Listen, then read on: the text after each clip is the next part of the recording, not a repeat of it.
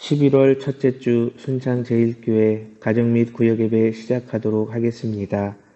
예배 인도자 고명훈 목사입니다. 다 함께 사도신경으로 신앙을 고백하겠습니다.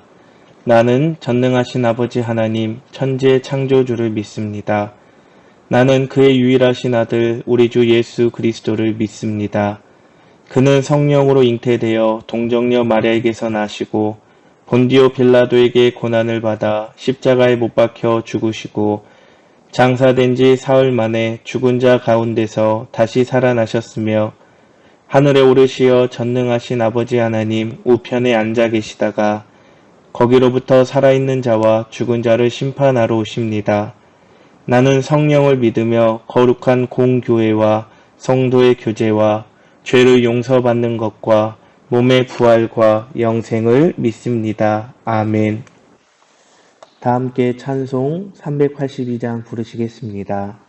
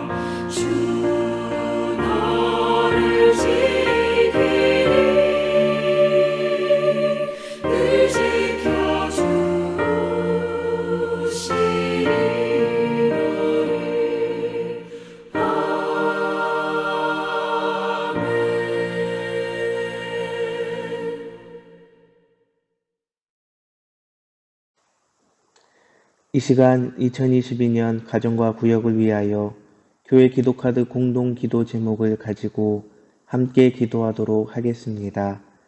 하나님께서 기뻐하시는 모임이 되기를 위하여 하나님의 회복의 역사가 있기를 위하여 함께 기도합니다.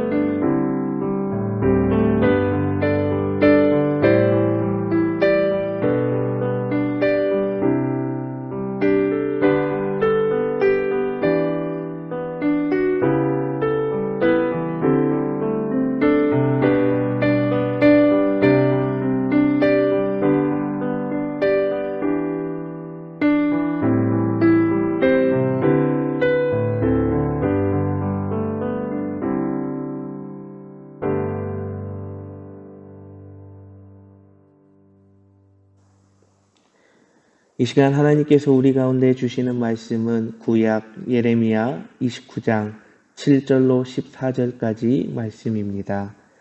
하나님의 말씀을 경청하시기 바랍니다. 너희는 내가 사로잡혀 가게 한 그 성읍의 평안을 구하고 그를 위하여 여호와께 기도하라. 이는 그 성읍이 평안함으로 너희도 평안할 것임이라. 만군의 여호와 이스라엘의 하나님께서 이와 같이 말씀하시니라. 너희 중에 있는 선지자들에게와 점쟁이에게 미혹되지 말며 너희가 꾼 꿈도 고지 듣고 믿지 말라. 내가 그들을 보내지 아니하였어도 그들이 내 이름으로 거짓을 예언함이라. 여호와의 말씀이니라. 여호와께서 이와 같이 말씀하시니라. 바벨론에서 70년이 차면 내가 너희를 돌보고 나의 선한 말을 너희에게 성취하여 너희를 이곳으로 돌아오게 하리라. 여호와의 말씀이니라. 너희를 향한 나의 생각을 내가 아나니 평안이요 재앙이 아니니라. 너희에게 미래와 희망을 주는 것이니라. 너희가 내게 부르짖으며 내게 와서 기도하면 내가 너희들의 기도를 들을 것이요 너희가 온 마음으로 나를 구하면 나를 찾을 것이요 나를 만나리라. 이것은 여호와의 말씀이니라. 나는 너희들을 만날 것이며 너희를 포로된 중에서 다시 돌아오게 하되 내가 쫓아 보내었던 나라들과 모든 곳에서 모아 사로잡혀 떠났던 그곳으로 돌아오게 하리라. 이것은 여호와의 말씀이니라. 아멘. 이는 하나님의 말씀입니다. 여호와긴이 포로로 끌려간 지 수년이 흐른 시점에서 예레미야는 바벨론에 잡혀간 이스라엘 민족에게 편지를 보냈습니다.